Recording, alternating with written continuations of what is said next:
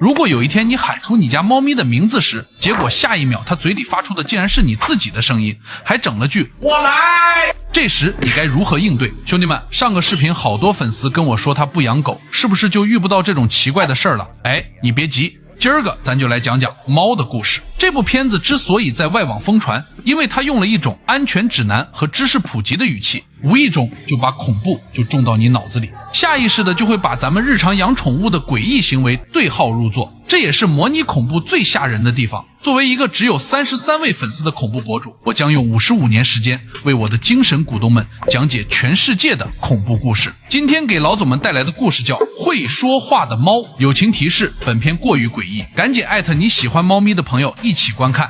故事主角是一个中登老哥，养了只猫叫托比。养猫的都知道，猫这玩意儿性子傲着呢，你喊它名字它搭理你吗？心情不好的话根本不搭理你，晃零食袋、敲地板、学猫叫，它顶多拿眼角瞟你一下，那意思像说你有事吗？猫就是这么个德行，高冷傲娇，你永远是它的铲屎官，它不是你的宠物。但是这天晚上凌晨1点半，老哥躺床上刷手机，灯也暗，屋里就风扇嗡嗡响，猫不在脚边，他寻思猫又去扒拉架子上的瓶瓶罐罐了，就顺嘴喊了一句托比过来。他根本没指望猫能来，纯习惯。结果几秒钟之后，走廊里还真传来一个声音，就俩字儿，来了。老哥当时就僵住了，为啥？因为这声音跟他自己一模一样，不是喵，不是猫叫，而是人声。关键是位置特别低，不像有人站着说话，像有人趴在地上贴着地板说的。老哥坐起来，小声又喊了一句托比，这次就没声了，死一般的寂静。不得不说，这老哥胆子也够可以的。他下床了，慢慢走到门口，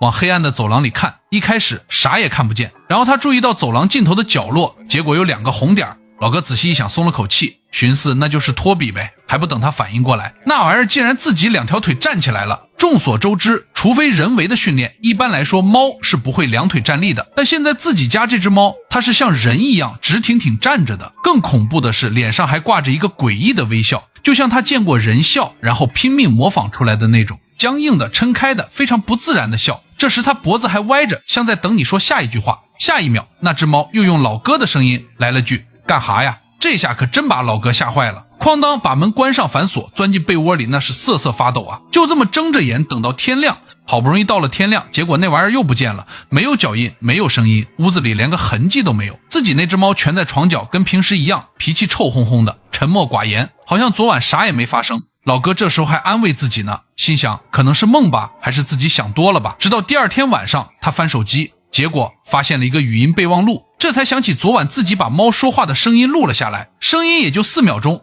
但还是清清楚楚听到一个词儿来了，还真是他自己的声音。这老哥也是个自欺欺人的货，就是因为自己害怕，结果他竟然把录音删了，强行告诉自己是手机故障。但是人嘛，就是好奇，就是不信邪。第3天晚上，他又喊了一声托比，还是想验证一下。紧接着他就听到了抓挠声，不是在门的下方，而是在门的上面，猫眼位置。能用爪子挠到这个高度的话，那还能是猫吗？下一秒画面一黑，老哥的声音就从门外传来 Whatever that thing is, it's still coming. 故事到这儿就戛然而止，估计这老哥也是凶多吉少了。兄弟们，说到这儿，我得给你们掏句心窝子。这片子表面上讲的是个猫，是个怪物，是个凌晨1点半趴在走廊里学你说话的玩意儿。但你往深了想，这片子真正吓人的地方根本不在那只猫身上，而是在你自己身上。你想想，现在啥时代了？你的声音能克隆，说啥都行；你的脸深度伪造能换，演啥都行；你发的朋友圈，你录的短视频，你跟朋友唠的嗑，全在网上存着。有人想模仿你，比那只猫学你说话容易10000倍。